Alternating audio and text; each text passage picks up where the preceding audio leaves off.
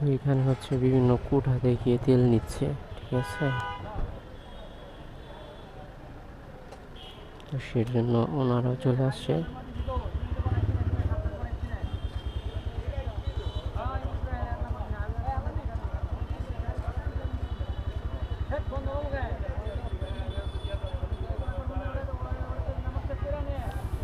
তো হচ্ছে বাংলাদেশ, কিছু বলার নাই আর কি। আমরা সিরিয়ালে 3-4 ঘন্টা দাঁড়িয়ে দাঁড়িয়ে তেল পাই না, আর বিভিন্ন কুঠা থেকে এসে 5 মিনিটের ভিতরে তেল নিয়ে চলে যায়।